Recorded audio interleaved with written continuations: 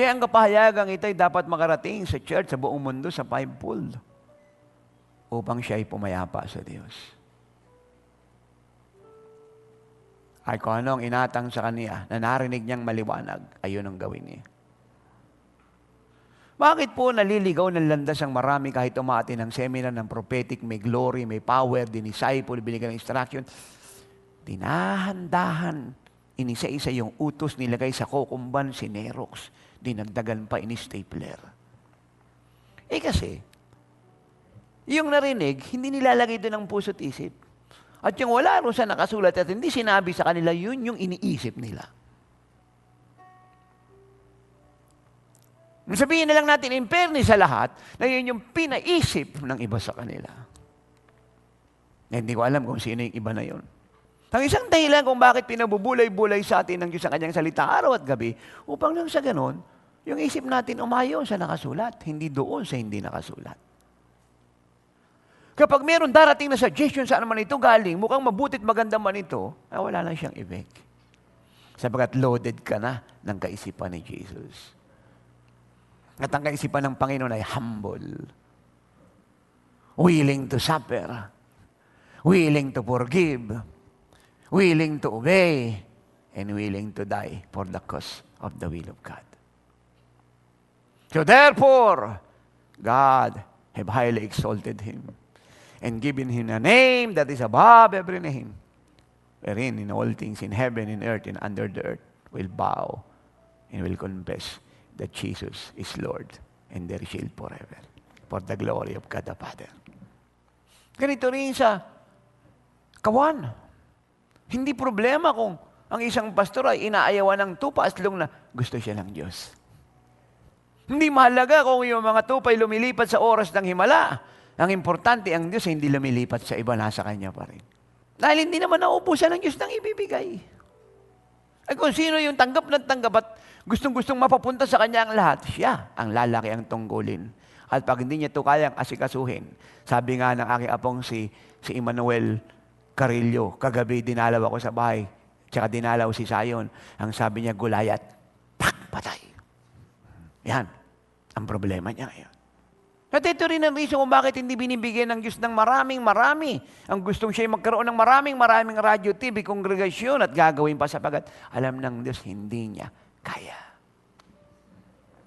Kaya ng Diyos pero hindi niya kayang makipag-cooperate sa Diyos.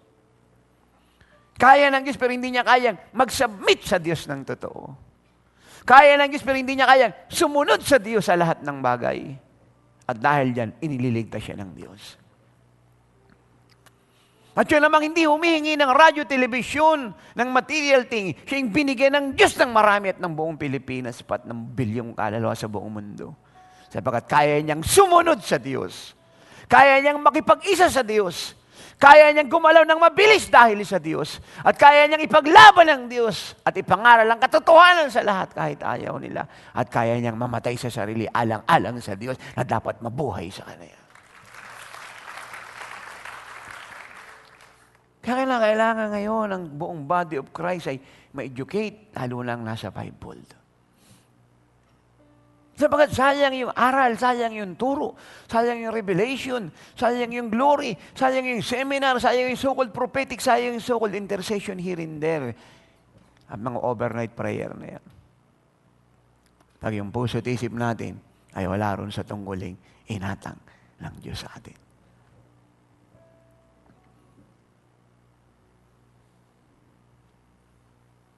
Na dahil ang revelation, maraming pastor. Gagaya siya ng gagaya doon sa ibang pastor. Kaya maraming mayor ngayon na nagre-reklamo. Sapagkat, nung pumunta po doon yung mga pastor at mga bishop sa opisina nila, napagkamalan ng taong bayan sila na po yung mayor. At yung mayor ay yung janitor. Bakit? Sapagkat may lamesa sila sa loob. Ito po'y kasalanan at kamangmangang malaki. Karimari-marim na kasalanan. Ang lahat po ng pastor dapat ang opisina niya ay wala po doon sa loob ng opisina ng mayor, kundi doon sa loob ng church. At hindi mayor dapat ang nagbibigay ng tulong sa mga pastor, kundi pastor ang tumutulong sa mayor. Sapagat pastor ang sinasamahan ng Diyos at yung sumama sa kanya dapat isali niya sa mayor. Yeah, amazing. Maraming pastor ngayon reverend, bishop walang kongregasyon. Siya naman ng moving coalition, hindi full-time. May mga opisina sa loob ng Kapitolyo. May mga lamesa. Hindi ito trabaho ng pastor. Ito'y trabaho ng staff ng mayor. Trabaho ng mga empleyado ng Kapitolyo sa administrasyon ng mayor o ng governor, ng congressman. Paano yung man of God na hindi mo naunawan kung bakit kami nandoon, nagpipray kami, kaya kami may lamesa? Si Pablo na sumpungan ng Diyos na nanalangin, wala sa mayor sa office. Siya nasa presensya ng Diyos. Dahil ang panalangin hindi pinakikita sa mayor, sa gobernador, sa kongresman, sa presidente, sa media ang pananalangin ay dinadala sa Diyos. At ang ulang dapat nakakakita ay ang Diyos. Kaya ang sabi ng Panginoon in Matthew 6:6, pag kayo mananalangin, magtago kayo. Magtago kayo. Mag-cover kayo. Para kayo'y manalangin ng lihim. At ang makakakita lang yung Ama niyong sumasalangit ng inyong ginagawa. Nang sa ganon, dahil ito'y ginawa niyo ng lihim at yun ang nakakalugod sa Diyos, pag inantimpilaan niya kayo, ay publicly.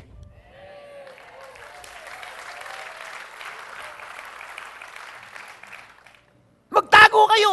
Huwag kayong pakita sa mayor. Sa akin kayo pakita. Huwag kayong pakita sa gobernador, sa congressman, sa presidensya ball, sa media. Sa akin kayo pakita. Dahil hindi sila sumasagot sa panalangin nyo at kailangan nyo ako. Ako nagpapala sa inyo, sa akin kayo pakita. At pag lagi ko kayong nakikita at hindi nila kayo laging nakikita, and then ipakikita ko kayo sa kanila at yun ang kaligtasan nila. Hallelujah! Okay.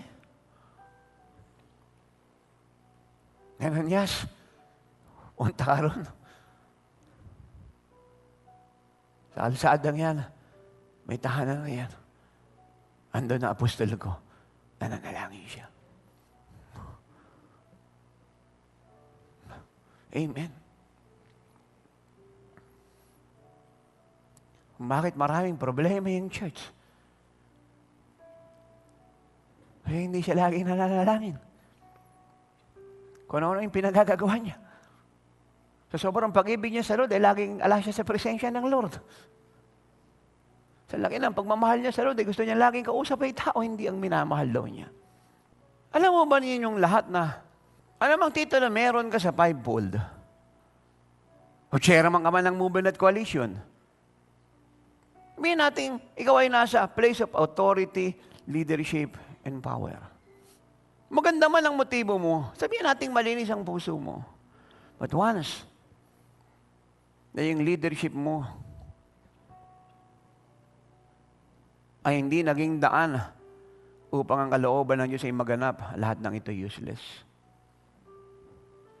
At ang pagkakalagay mo sa posisyon ay may dalang judgment.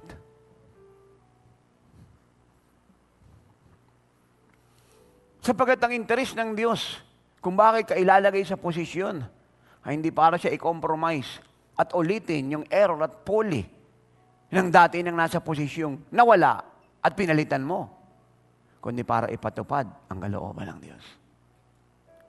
Dalhin sila sa will ng Diyos. Turuan silang maging kagaya ng Panginoon. Ipakilala ang lingkod ng Diyos. Ibaba ang mandate, ang plan ng Diyos sa Pilipinas, ang revelation na rinig mo. At kung hindi itong magaganap, mabuti pang hindi mo na tinanggap ang posisyon. Sapagkat siya'y baliwala. Sayang. Sapagkat ang after ang Diyos ay hindi naiposisyon ng sino man, kundi ang kalooban niya ay naganap. I hear the Lord today saying to me na ako'y nag-aayos ng sarili ko.